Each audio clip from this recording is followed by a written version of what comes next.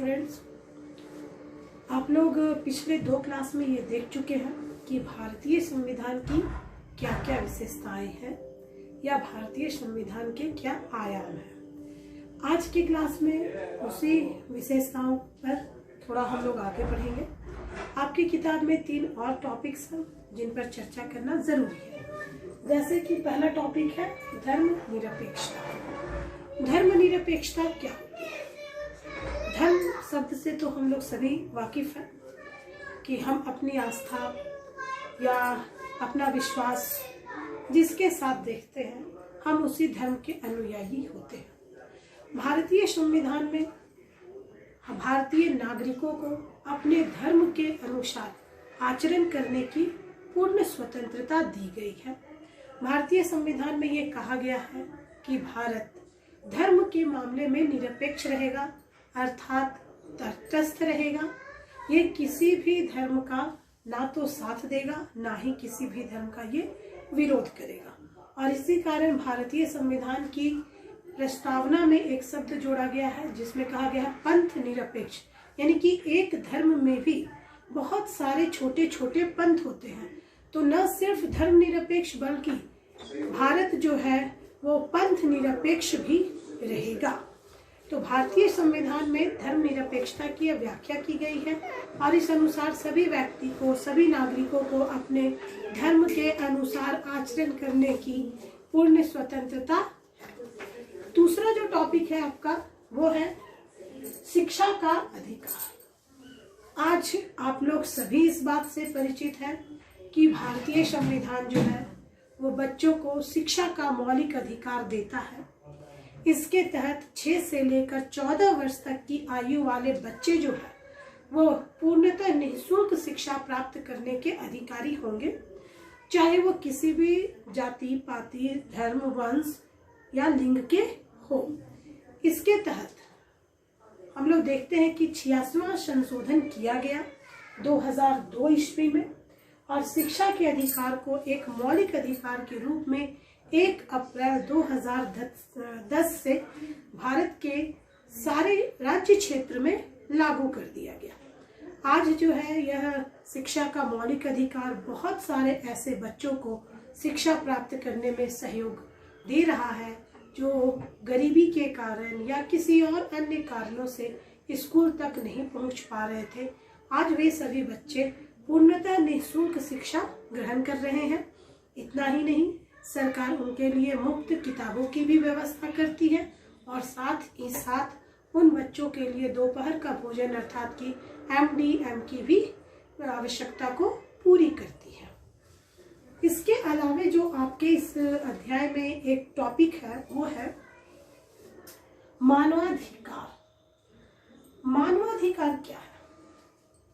मानवाधिकार से तात्पर्य है वे अधिकार जो किसी भी व्यक्ति को एक मानव के रूप में जन्म लेने के कारण स्वतः प्राप्त हो जाते हैं। अर्थात यदि कोई व्यक्ति मनुष्य के रूप में जन्म लिया है तो उसे जीने का अधिकार है। सिर्फ जीने का नहीं, उसे एक अच्छा जीवन जीने का अधिकार है। उसे शिक्षा प्राप्त करने का अधिकार है।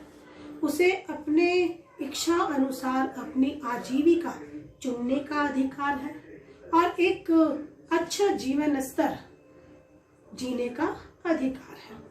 तो मानवाधिकार की जो शुरुआत है वो सबसे पहले हम लोग देखते हैं कि 1948 में ही हो जाती है, जब UNO यानी कि संयुक्त राष्ट्र संघ जो है वो 10 दिसंबर को मानवाधिकार दिवस के रूप में मनाता है। उसी दिन से यह कोशिश की गई कि गरीबी का निवारण हो और जो भी व्यक्ति है उसका जीवन स्तर अच्छा हो, यानी कि मानव के रूप में उसके सारे अधिकार प्राप्त हो। उसे भूखा ना सोना पड़े, उसे बिना वस्त्र के न रहना पड़े, उसे एक कुटिया मिले, एक घर मिले, उसके स्वास्थ्य का अधिकार मिले, उसे शिक्षा का अधिकार मिले। और सिर्फ इतना ही नहीं, किसी अन्य कारण से, चाहे वो आतंकवाद हो, चाहे वो जातीय वैमनस्यता हो, इन कारणों से उसके मानव होने के अधिकार पर किसी भी प्रकार का कोई प्रभाव न पड़े। इसी उद्देश्य को ध्यान में रखते हुए मानवाधिकार आयोग की स्थापना की गई। हमारे देश में जो है 1993 ईस्वी में राष्ट्रीय मानवाधिकार आयोग की स्थापना की गई। यह आयोग जो है स्वतः संज्ञान लेते हुए, यानी कि स्वयं ही यह निर्णय ले सकता है और किसी भी व्यक्ति को अपने सामने प्रस्तुत कर सकता है अगर उस पर किसी भी प्रकार के मानवाधिकार के नियमों का उल्लंघन करने का आरोप लगता है तो।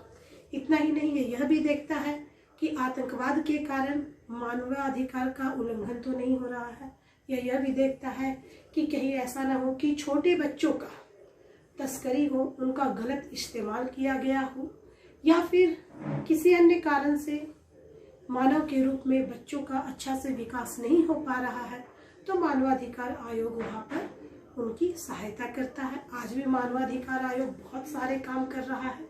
अफ्रीका के कई ऐसे देश हैं जहाँ पर भूख की समस्या है, जहाँ गरीबी की समस्या है, तो मानवाधिकार आयोग उन तक भोजन पहुँचाने की व्यवस्था करता है।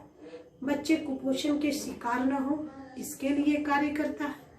बच्चे जो है वो अपनी जिंदगी अच्छे से जी सके, इसके लिए कार्य करता है। और भी बहुत सारे कार्य हैं जो मानवाधिकार आयोग के द्वारा किए जाते हैं।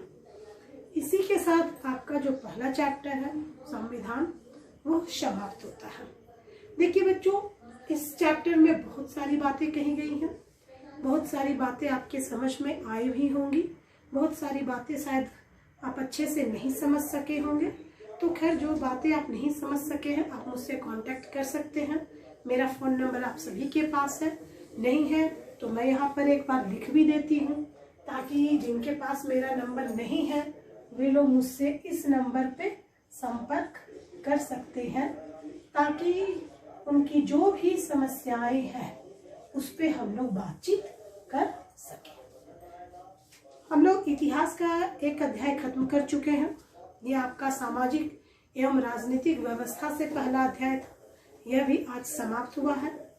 इसके जो क्वेश्चन आंसर है उस पर हम लोग कल बात करेंगे, और इसके बाद जो मैं स्टार्ट करूंगी वो आपका होगा संसाधन, यानी कि आपका जो भूगोल का चैप्टर है वो हम लोग स्टार्ट करेंगे, क्योंकि मैं ये सोच रही हूँ कि आप लोगों का एक एक करके तीनों किताब से एक एक चैप्टर पहले हम लोग कंप्लीट करें, और फिर हम लोग दोबारा आएंगे तो दूसरे अध्याय पे तीनों सब्जेक्ट के आएंगे। इसके साथ आज के लिए विदा दीजिए।